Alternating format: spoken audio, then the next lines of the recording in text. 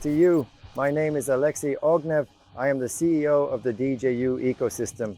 Today we are at the Trends Forum.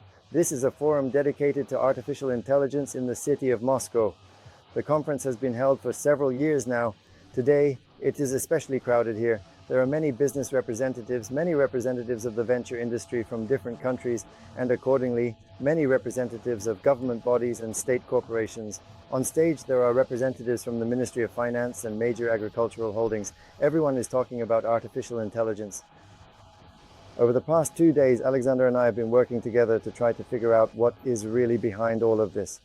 We have been discussing and analyzing whether what we are seeing is a genuine, long-term trend that could have lasting effects, or if it is simply a widespread phenomenon that has arisen due to the current high expectations and excitement in the market. We are also considering how we might be able to take part in this movement, wondering if it is truly possible for us to participate and what that participation might look like. Furthermore, we are asking ourselves what specific benefits we, as an ecosystem, and in this video we'll be sharing our final conclusions with you. Naturally, we'll also touch on how we specifically and practically apply these solutions within our own ecosystem, providing some real-world context and examples. I'll share the very latest news and updates, and I suggest that we get started right away. We'll begin with Alexander and his highly expert, deeply informed opinion from his unique top-level perspective, which he regularly communicates to the team and in general, which allows him to see into the future. In other words, a venture fund is someone who, in many ways, helps to create and shape the future itself. The decision made by any classic venture fund is, at its heart, a decision based on knowing what is highly likely to happen in the future. This means that such decisions are grounded in careful analysis, experience, and a thoughtful evaluation of what trends and opportunities are emerging in the market. And if you know that, if you have that kind of insight and understanding, then obviously you can find ways to monetize it, turning knowledge into financial opportunity. That, in simple terms, is the business model of a classic venture fund, to use informed predictions and strategic thinking to generate returns. Now, let's hear from Alexander about what artificial intelligence means to him, not only as a business, but also as a revolutionary technology and as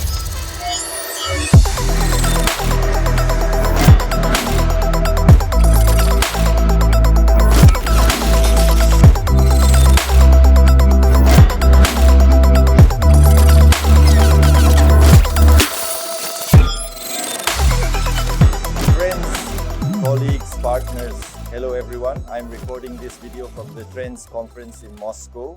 This is a conference dedicated to crypto and AI technologies. Here, various crypto projects, mining companies, and AI projects are represented at the booths.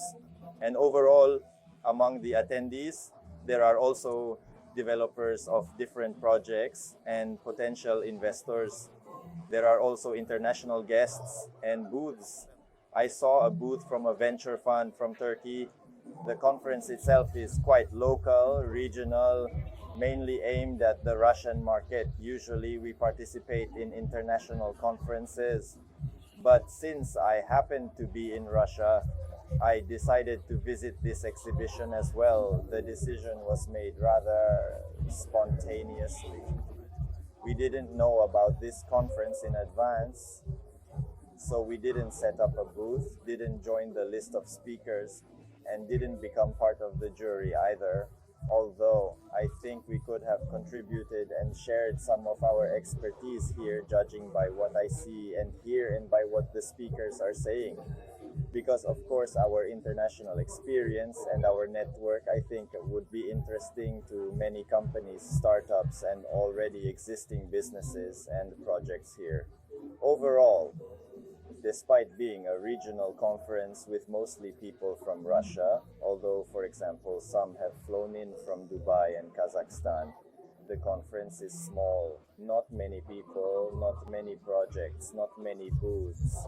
But such conferences have their own advantages compared to huge conferences like Token 2049 in Singapore, for example. Here, you can have deeper conversations. There's no rush for everyone to network, so you can stop and talk calmly, build deeper relationships, understand what a particular project is doing, and discuss possible collaborations and partnerships.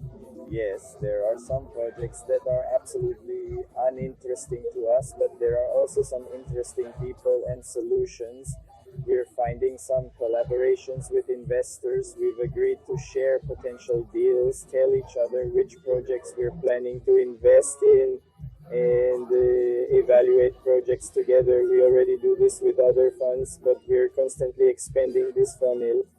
And there are a number of projects, especially in the AI field, that are of particular interest to us right now because this sector is developing rapidly. I myself use neural networks very actively in my life, ChatGPT and others.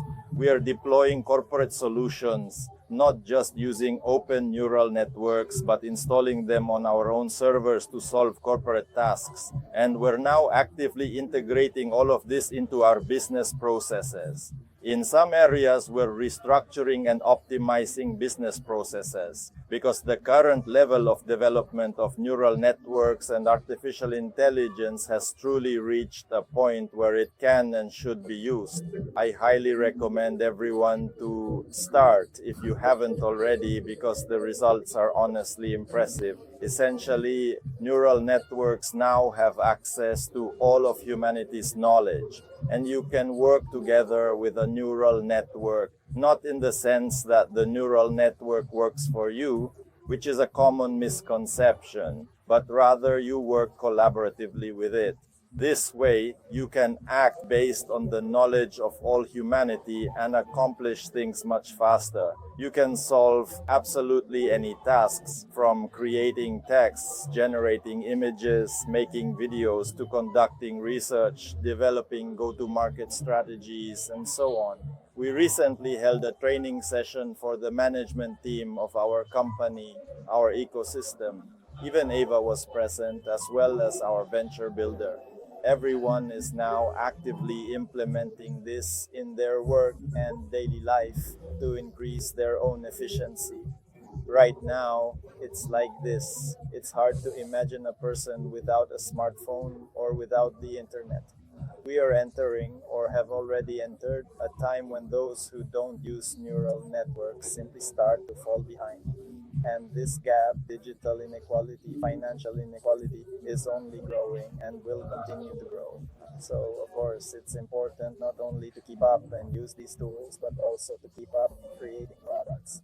Right now, in our venture builder, we're focused on creating AI products, crypto products, and products at the intersection of these technologies. We have collaborations and joint projects with Tencent, for example, which is a well-known and serious analytics platform. Money is about marketing data. We're currently negotiating with various other projects and equipment.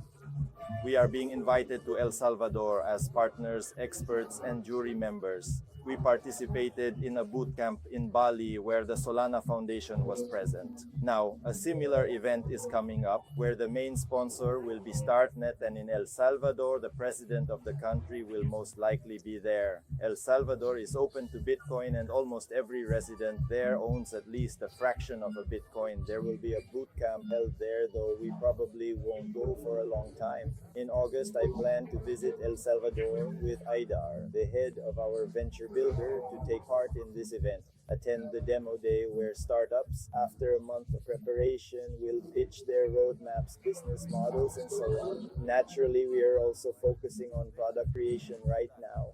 We are facing the following problem, not just us, but many others in the market as well, and it's a major issue in today's reality. This gap is only going to widen. What do I mean by that?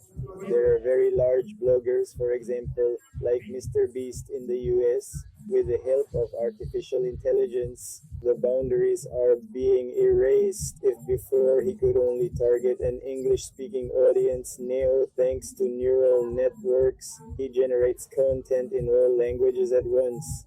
That's exactly what we're doing as well. Previously, it could have been like this. There's a blogger, say Mr. Beast, and there could be another Mr. Beast in Mexico, another in Vietnam, and so on.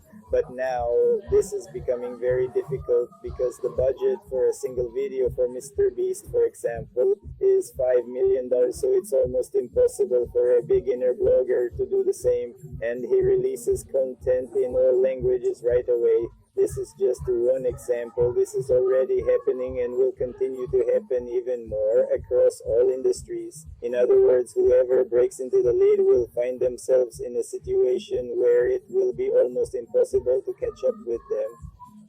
Just yesterday, there was a significant deal, an agreement between Pavel Durov, the founder of Telegram, and Elon Musk.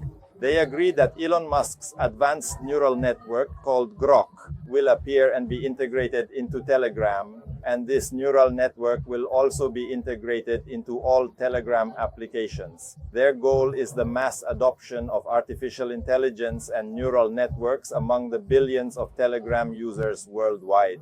So these two giants have come to an agreement, created a collaboration, and it's very difficult to compete with them. Plus, right now, the trend is such that the entire global venture business is taking note of this development. Even Sam Altman, the founder of OpenAI, who created ChatGPT, has concluded that in 2027, the first unicorn will appear, meaning a company worth over $1 billion created by a single person. The current trend is that small teams using neural networks are creating products and businesses, doing it quickly and building unicorns. And these aren't global companies with thousands of employees, but for example, companies with just 30 people. And this trend is really gaining momentum now. Naturally, we are trying our best to keep up with it. Many people have the problem that even though we seem to be shortening the path from idea to implementation, an idea comes, we start working on it, but it feels like we're still not fast enough because someone else has already done it faster, released it, and captured some share of the market. So now the task is even different. How to create these trends, how not to just keep up and chase what already exists, but how to not just predict, but actually create your own narratives and your own trends. And that's what we're mostly thinking about right now. Right now, we are actively planning and thoroughly discussing the idea of holding our own open crypto conferences, not just for our community members, but truly open events like the one I'm attending now. Of course, this particular one is a mix, both crypto and AI. For example, we're seriously considering organizing conferences similar to Token 2049 in various regions where there still aren't that many such events being held. These could be in some CIS countries or conferences in Vietnam, Africa, Georgia, Serbia, or certain European countries, for instance. Why? So that our network level continues to grow steadily and trust in us keeps increasing over time. It's worth noting that WebWise Capital is already becoming quite recognizable in the market. We are already being invited as experts, as speakers to El Salvador, and people consult with us for advice. In the near future, the fund will start releasing weekly or monthly analytical reports, which we'll simply publish and send to all our counterparties, partner funds, and partner projects. And our community will have access to them, perhaps in a simplified version, in plain language, so everyone can understand. In this way, if you organize crypto conferences, you interact with all the speakers, you connect with projects, and this is also a way to spot emerging trends or even create them. Because at conferences, we can promote our own solutions and products. And in fact, in our strategy, which is still being refined and revised, this is one of the directions we're seriously considering. What other challenges are we seeing right now? It's extremely difficult to formulate a strategy even for just a year ahead, let alone 3 or 5 years, because everything is changing at a crazy rapid pace. One piece of news can change the market, or a project created by a team of just 5 people can kill a unicorn that's been on the market for 10 years. Entire industries are being transformed. We need to adapt to this and drastically increase the number of hypotheses we test in a given period of time. That's essentially what venture business is about, how venture funds operate. They invest in a portfolio, say 100 companies, understanding that most of the profit will come from just a few of them, while the rest won't take off. In our ecosystem, we already have functioning products that generate revenue. Or you just say, for example, DigiU Wealth is one such product. Ava, on the other hand, won an award, but it's not generating profit yet. The token has become a bit cheaper now, but AVA is a serious infrastructure project with significant long-term potential. In the long term, we believe everything will be fine and continue to improve. Moreover, in our overall strategy, including the fund strategy and the venture builder strategy, even though we're creating separate building blocks, we're doing it in such a way that over the course of 1, 2, or even 3 years, these projects will be able to interact and integrate with each other. For instance, if we have our own crypto wallet, there will be an option inside to make exchanges via AVA.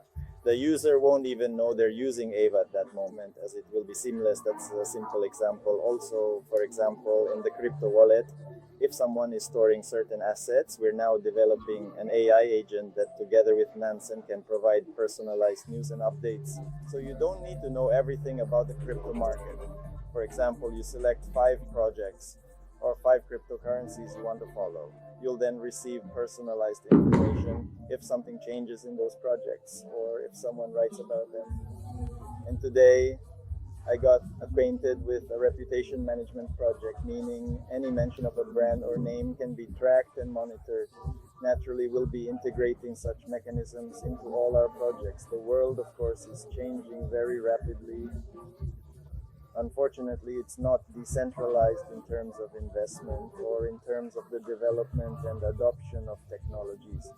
I think that 80% of the most successful AI and crypto startups will come from the USA. Theoretically, we can say that now. With the internet, it's possible to do something from anywhere in the world, but in reality, the infrastructure and the concentration of people who are creating and thinking in the venture sphere is different there. And not even in all states, but specifically in places like Silicon Valley, for example, where innovation is highly concentrated. There's nothing like that in Russia or in any other country I've been to. I haven't encountered what's happening in the US. I haven't been there yet myself, but I plan to visit and to immerse myself in that environment where all the most groundbreaking things are currently being created. For example, you go to a children's party with your child, and all the adults and parents are talking about venture investments and AI startups, where everyone around is creating some kind of startup and everyone is trying to collaborate, come up with new solutions, new ideas, and the amount of money there is completely different. Overall, the venture culture there is different because it all originated in the US 50 years ago, the venture business, when pension funds were allowed to invest in a portfolio of many early stage projects to get higher returns than from bank deposits, roughly speaking. Accordingly, investors there think differently. They think, is this your 5th startup? So you've had 4 that weren't successful. But in Russia or somewhere else, people think like this. He spent $15 million, raised investments, and his project didn't work out. Then he raised another 5, another 20, and the project still didn't work out. So he must be stupid, he doesn't know what he's doing, and so on. In the US and among truly savvy venture investors in general, the thinking is different. This is your 5th startup, your previous ones didn't succeed. So the probability that your next startup will be successful is higher because now you have experience, you know what not to do, you already have connections with investors in the market, and the likelihood of your success increases. And venture investors, on the contrary, are more likely to give money to someone like that who is launching a startup.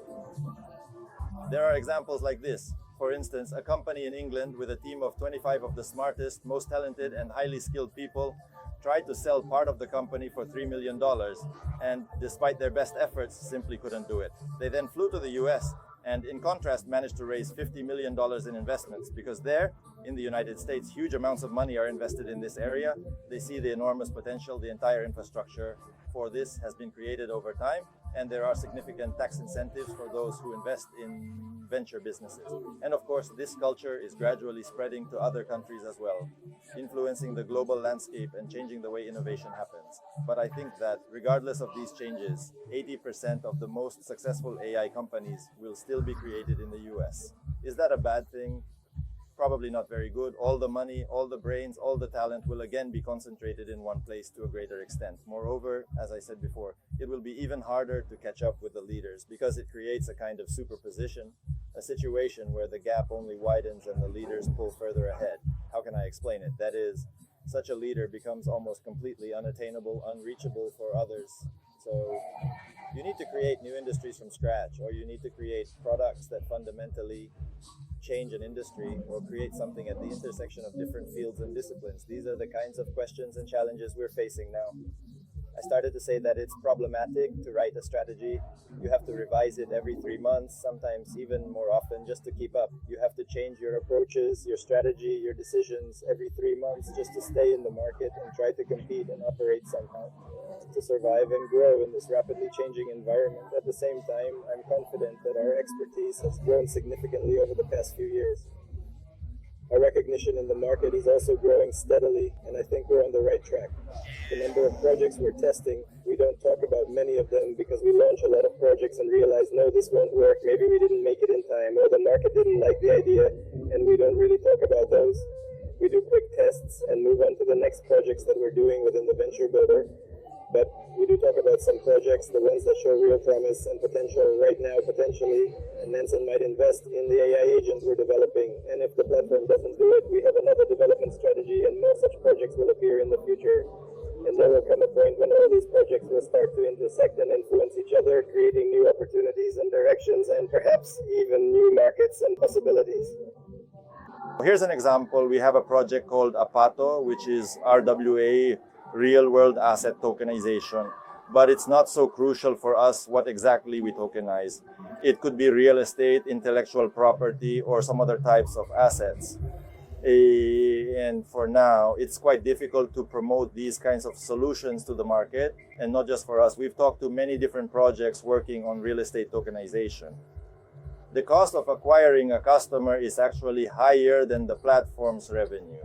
So for now, it's not viable. People don't really understand how to use it yet. In other words, mass adoption simply hasn't happened.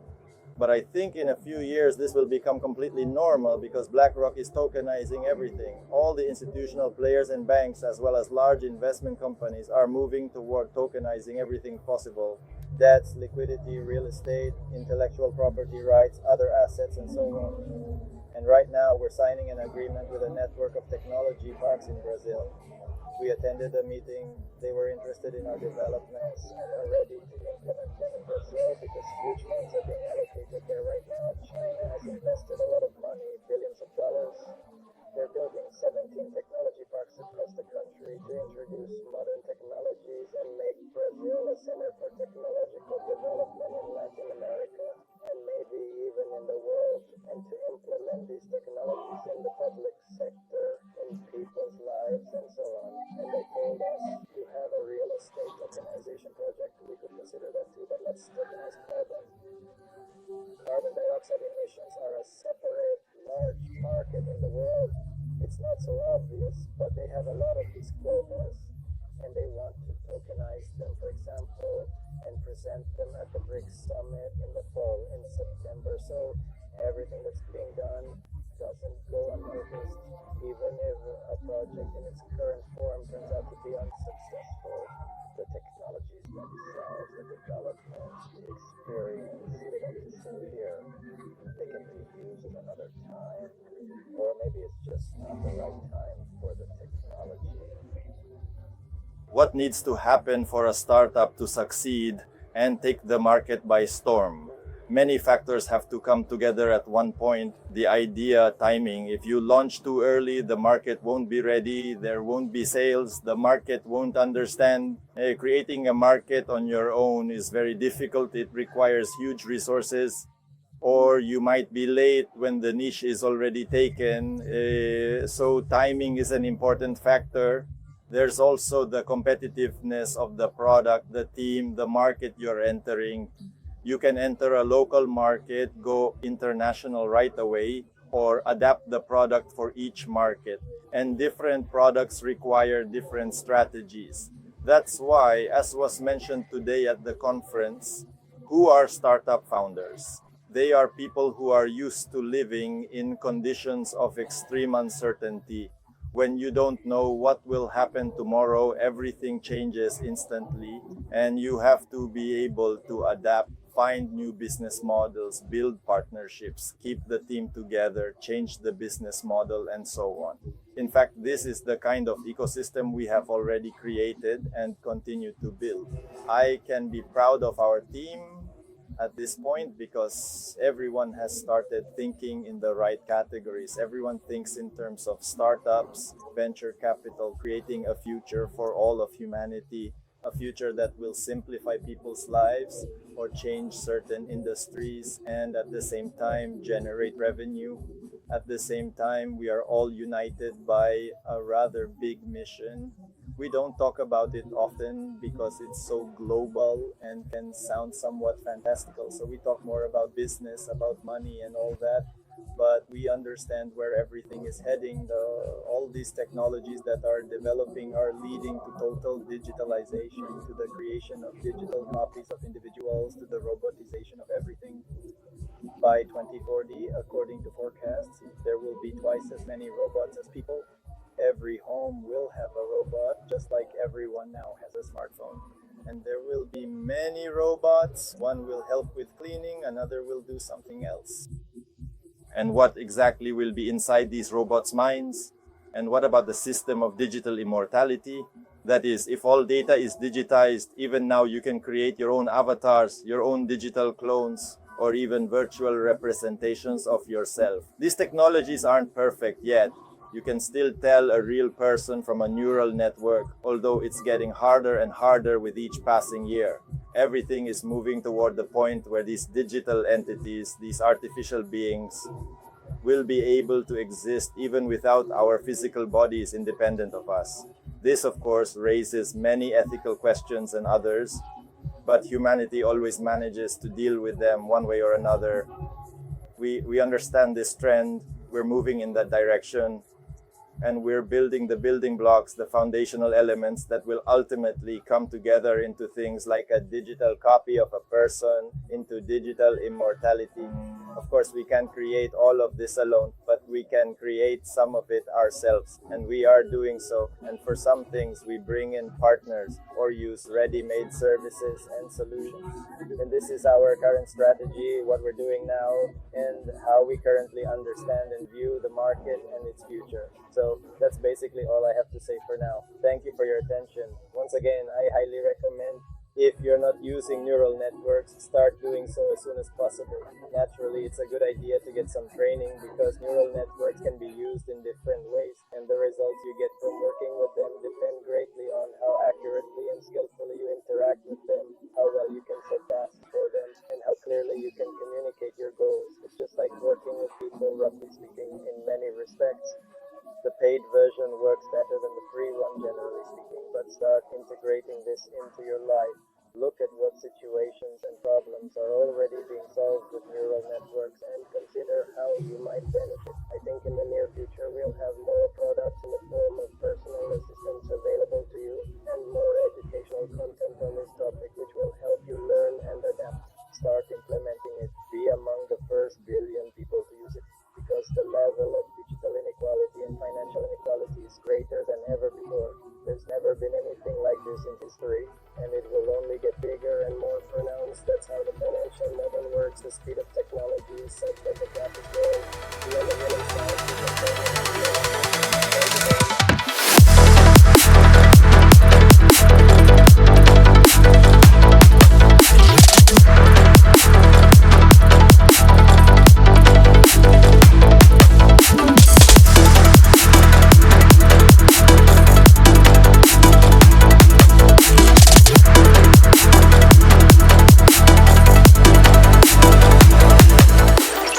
We thank Alexander for, as always, his thorough presentation delivered with such a human perspective. Obviously, when talking about what Alexander does, one could use technical terminology, yet he always brings it down to a human level. That's why his presentations and his approach are always more understandable and, in fact, allow us to achieve the results we've come to expect. Let me share my own opinion as a person, as a developer of similar technologies, and as the CEO of the DigiU ecosystem. What did I see here?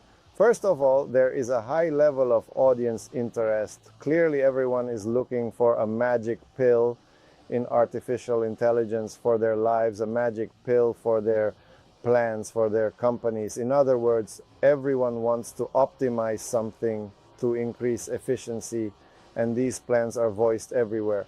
If you go anywhere, even here at the exhibition or anywhere else, and ask, what are you doing? There's a 99% chance they'll say, we're increasing business efficiency. And after that, you can basically stop listening. It's obvious. So, what do modern artificial intelligence technologies give us?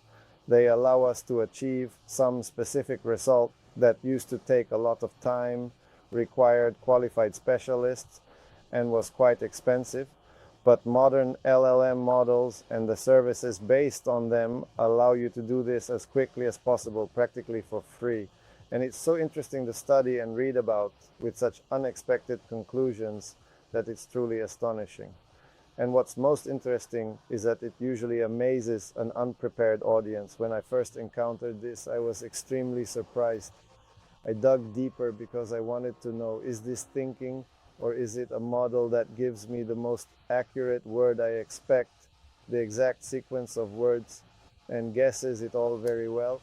Well, that's basically how modern AI models work, like ChatGPT and similar neural networks. Is this good or bad? That's probably not the point. Everyone is increasing efficiency, and this creates some very inflated expectations. What I see here confirms my conclusions.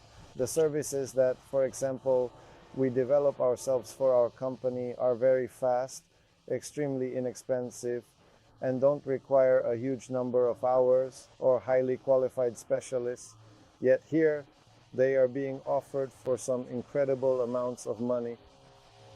This includes the implementation of some AI agents, optimization of HR processes, financial processes. All of this, with a certain degree of security, costs astronomical amounts of money.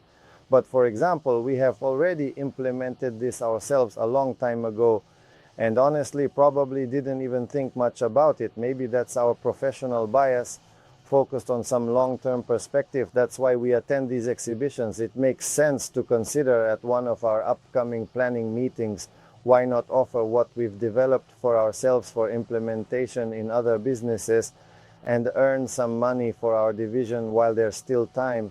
Because obviously this is not a long-term trend. As I said at the beginning, this is not a long-term commercial opportunity.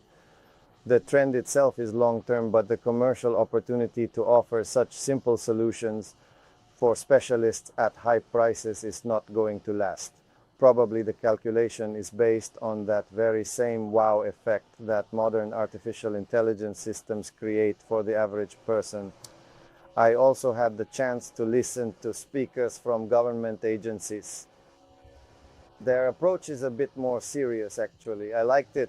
There were also representatives from the chemical industry and medicine.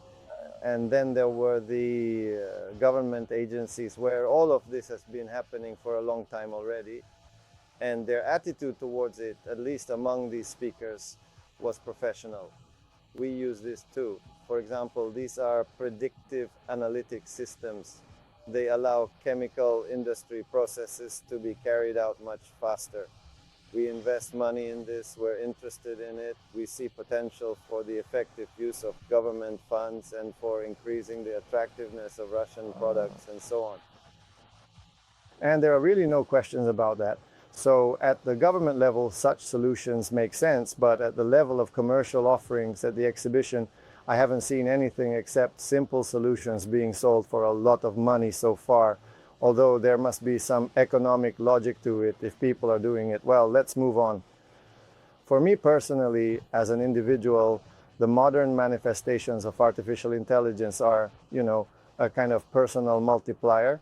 How can this be used? It's something that increases my efficiency as a business unit, as a person, and gives me opportunities that were previously unimaginable because efficiency has increased many times over. That is, the accuracy of actions, the accuracy of the questions we ask within the team is constantly improving. And how do I recommend looking at this? Artificial intelligence is not a competitor. It's a technology that makes you as relevant as possible.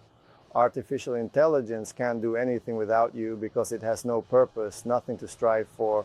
It doesn't have such tasks. Without artificial intelligence, you will soon cease to be relevant, first as a business unit and then in general as a person. It's a simple analogy. We all have smartphones now. Without them, we're not relevant. The same thing will happen in about 5 years. And the third option is me plus artificial intelligence, a relevant business unit with practically limitless and, for some uninvolved people, almost magical capabilities. Naturally, we recommend using DigiU Alpha. It is now entering the testing stage as an MVP model of a personal assistant, meaning personal interaction. We are adding all available open neural networks to it, of course, incorporating our own developments, making it personal, secure, and so on. There is a large development roadmap. Within DigiU, this has now been launched as the DigiU Alpha brand. This is what implements our concept of a digital human persona and allows for interaction and engagement on a simple, everyday human level, and to do this in any region of the world, regardless of local specifics. Accordingly, going forward, it will become increasingly personalized, incorporating regional, cultural, and political characteristics, and consequently acting in the interests of the individual. This is what sets us apart from corporations. I'll probably talk more about this a bit later because it's one of the issues I've noticed here. Wrapping up this analysis from a business perspective, what do I want to say? There is a strong sense that for about another 2 or 3 years, we will see this growth and popularity continue. That is, artificial intelligence and all its manifestations will be perceived as a kind of magic, and expectations will be created, but everything will move toward increasing efficiency, output will become faster, answers more accurate, and infrastructure maintenance costs will decrease. Ultimately, all this will lead to a point where first all expectations will burst, and then there will be a realization by companies and everyone else that, as if suddenly, artificial intelligence has become part of our lives, and life without it is unimaginable. It will stop being some kind of magic bullet and will become a mandatory ingredient, and that's when the real revolution will happen in various spheres of life. This includes work processes, personal efficiency, healthcare, and education. Everything will change. There will be more opportunities, speeds will increase, and people who use this will become as efficient as possible. So we recommend everyone to catch this trend, as if there are still 2 or 3 years left when you can enter this industry quickly, and then it will become mandatory and you will be as relevant as possible. That's my personal call to action. But it's also what we're doing in the company, in the family, and so on. So I think everything is clear here. To elaborate a bit further, the integration of artificial intelligence into our daily routines is not just a technological shift, but a profound transformation in how we interact with the world around us. The DigiU Alpha project, for example, is not merely a tool, but a bridge between human intuition and machine precision, designed to adapt and evolve alongside its users. As we continue to develop and refine this technology, we are committed to ensuring that it remains accessible, understandable, and beneficial to people from all walks of life. Our vision is to create a digital ecosystem where artificial intelligence serves as a trusted companion, enhancing productivity, creativity, and well-being. This journey is just beginning, and we invite everyone to be a part of it, to explore the possibilities, and to help shape the future of human-AI collaboration. In summary, the path forward is one of continuous learning, adaptation, and growth, both for individuals and for society as a whole. And one more thought about the issues that I've come to understand even better here at the forum. As the CEO of the DigiU ecosystem, I am someone who constantly thinks about the company's mission, about how we implement it, and whether we are truly able to influence the world that corporations are creating with our products. And the key question is, what kind of world is that? Obviously, corporations possess an incredible amount of resources. We're talking about trillions of dollars, vast amounts of energy, and highly competent personnel. And essentially, this only generates even more inequality. Based on this, it's clear that they create products in their own interests in order to maintain their current status and perpetuate this inequality. But is there a place for the individual in this? It seems like there isn't. How can we influence this? But here, it's probably not about competing through resources, through capacities, or anything like that. Realistically, no one can compete with that right now. but I think there are still loopholes in terms of competing through people, through communities, through a different approach to product creation. With corporations, we see a corporate approach. Everything is concentrated in a few hands. Everything is done in the interests of a small number of people, shareholders, co-owners. But what could an alternative approach look like? From the outset, developing something that gives a huge number of people in different countries the opportunity for co-ownership, accepting not only funding, but also participation in development. And it seems to me more and more that this is the right approach to create artificial intelligence through community, through humanity, to bring it to the stage of, for example, an LLM model, to take the best from the giants, as Peter has said many times, to take the best, add our own, but to create it with certain values, to create it through co-ownership with everyone. Then it seems to me the world we create and the world we evolve into, including artificial intelligence, can truly be different. What does this really mean? I'm not just talking about it being technological, fast, interesting, bright, and colorful, as corporations so often advertise it to us, but about it being truly human-centered. And this is the real added value, the very assets that are now owned by a single corporation. These in the future will be owned by people. And that's exactly where the change will happen. There will be accessible education for everyone, accessible work for everyone, and access to basic assets, food, medicine, healthcare. This is the different world that we would like to create. And it can only be created with the help of these technologies that influence absolutely everything. Conceptually, DigiU is being built from the very beginning to be as decentralized as possible, both in terms of co-ownership and also in terms of technology and data storage. What do we see now? In fact, at this very moment, we see a point where DigiU, thanks to a steadily growing market and the path we've traveled together, has the highest investment appeal it has ever had in all our years of existence. The risks decrease with each passing day. The potential of our products is growing, and the investments made earlier are starting to bear fruit and will continue to do so in the coming years. The market we are in is favorable and promising. What does this mean? In the coming year, these simple, as I call them, technological solutions can be sold at an overprice, earning us a safety cushion and allowing us to direct resources toward the targeted development of necessary technologies and everything else that is important. And this will allow us to move toward the evolution I spoke about earlier. Accordingly, the risks are minimal and the investment appeal is at its maximum. And if we talk about the specific moment in time, there is also the opportunity to obtain privileged status. This is what everyone watching the webinar should do right now, if you haven't already. Make any payment, participate in the final 2 snapshots, and receive privileged investor status. You don't have to participate, but participation will allow you to increase your share. Take advantage of the unique opportunities provided by the DigiU ecosystem, implementing your approach to creating technology by people and for people. Right now, I have goosebumps from pride, from the scale of the mission we have been carrying out for several years. I am concluding this webinar. Thank you so much, and I wish you all the best in your future endeavors.